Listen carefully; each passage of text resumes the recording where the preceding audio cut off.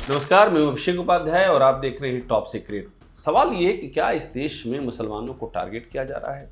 सवाल ये उठाया जा रहा है कि क्या देवभूमि उत्तराखंड से लेकर के हिमाचल प्रदेश तक मुसलमानों पर खास तरह से निगरानी की जा रही है, क्या उनको निशाना बनाया जा रहा है, और अगर ऐसा हो रहा है तो वो देश के तमाम राजनीतिक दल जो मुसलमानों के वोट पर जीतते हैं, सरकारें बनाते हैं, वो कहाँ हैं, वो खामोश क्यों हैं। और असदुद्दीन ओवैसी AIMIM के मुखिया वो जिस तरह से मुखर हैं, उस तरह से ये दूसरे मुसलमानों के जो अपने आप को रहनुमा कहते हैं वो मुखर क्यों नहीं है, वो खामोश क्यों हैं। सवाल ये भी उठ रहा है कि क्या मुसलमानों का वोट सिर्फ चाहिए सत्ता में आने के लिए, उसके पहले कुछ नहीं, उसके बाद कुछ नहीं।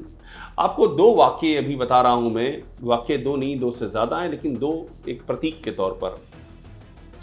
शुरुआत करते हैं हिमाचल से। हिमाचल के संजौली में एक बड़ा विवाद हुआ कि वहाँ पर जो मस्जिद है संजौली यानी कि शिमला में, वो सरकारी ज़मीन पर है, अवैध है, और उसको लेकर के विवाद गरमाया। खुद कांग्रेस के अपने मंत्री, वहाँ की सरकार कांग्रेस की है, उन्होंने ये बात कहा कि हाँ यहाँ पर अवैध निर्माण हुआ है।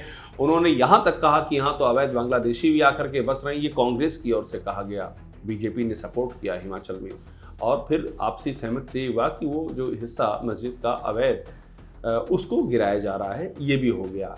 अब वहाँ पर सोलन जिला पड़ता है, सोलन में एक मजार को लेकर के विवाद छिड़ गया है उसी हिमाचल में कि ये मजार जो है अवैध कब्जा है, लड़ाई छिड़ी हुई है वहाँ पर। हिमाचल से आते हैं उत्तराखंड में, वहाँ और बड़ा हंगामा हो रहा है।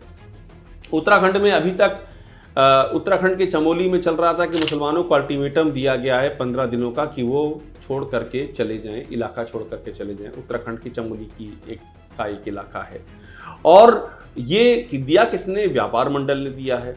शिकायत प्रशासन तक पहुंची, प्रशासन ने कहा हम पहले जांच करेंगे कि इसमें जो हैं, ये जो जिनके बारे में ये बातें कही गई हैं, इनमें ऐसे भी लोग हो सकते हैं जो कि अवैध हो, रेहड़ी पट्टी हो, उनका आधार कार्ड क्या, ये हम चेक करेंगे। प्रशासन ने ये नहीं कहा कि हम इसको रोकेंगे।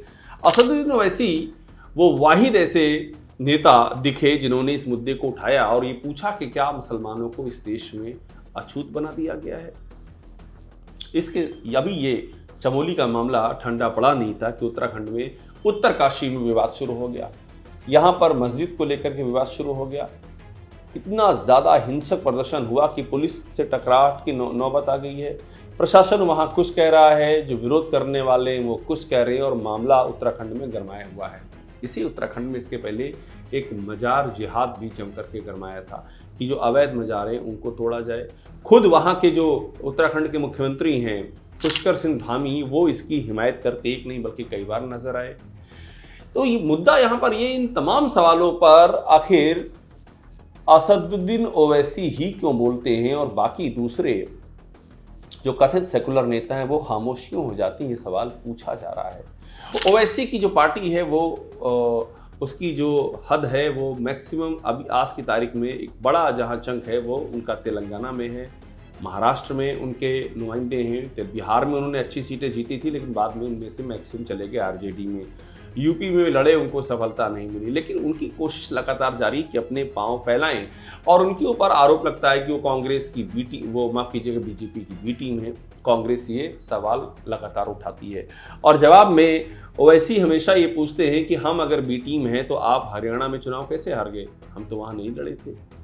आप राजस्थान, मध्य प्रदेश एक के बाद एक चुनाव क्यों हारते जा रहे हैं? अगर हम ही बी टीम हैं तो हम जहां नहीं लड़ते हैं वहां आप बुरी तरह क्यों हार जाते हैं, ये पूछ रहे हैं ओवैसी। तो ये जो लड़ाई है ये अब जमीन पर गहराती जा रही है। सवाल मैंने आपसे जो शुरू में कहा था, एक और सवाल ये उठ रहा है कि क्या मुसलमान निशाने पर हैं। दूसरी ओर सवाल ये भी उठ रहा है कि मुसलमानों का रहनुमा कौन है, उनके लिए आवाज कौन उठा रहा है और उनके वोट लेकर के राज कौन कर रहा है। ये दोनों ही सवाल उठ रहे हैं और आप ये तय मानिए आने वाले वक्त में, अब 2029 का लोकसभा चुनाव होगा, उसके पहले कई राज्यों के चुनाव होंगे, ये मुद्दा अब रुकने वाला नहीं है। ये मुद्दा जनता के बीच में, लोगों के बीच में, सियासतदानों के बीच में हर जगह इस मुद्दे की चर्चा है। ये मुद्दा और भी ज़्यादा गरमाएगा और ओवैसी का जो बहिष्कार किया जाता है इस नाम पर कि वो बीजेपी की बी टीम है, ओवैसी के सवालों को लेकर के भी अब एक तरह की बहस शुरू हो गई है कि अगर ओवैसी बी टीम है तो फिर जहां ओवैसी नहीं लड़ रहे हैं वहां बीजेपी कैसे जीत रही है, उसे कौन जिता रहा है, मुसलमानों के मुद्दे पे खामोश कौन है, उनके वोट कौन ले रहा है और उनके लिए बोलने से इनकार कौन कर रहा है। इस समय इस देश की सियासत का ये बहुत बड़ा मुद्दा है। इससे जुड़ी हुई तमाम अहम जानकारी आपको हम देते रहेंगे। आप देखते रहिए टॉप सीक्रेट। इसे लाइक कीजिए, सब्सक्राइब कीजिए, बेल आइकन दबाइए और हमारे साथ इसलिए बने रहिए कि हम जो यहाँ आपको दिखाते हैं वो सिर्फ हम ही दिखाते हैं। धन्यवाद।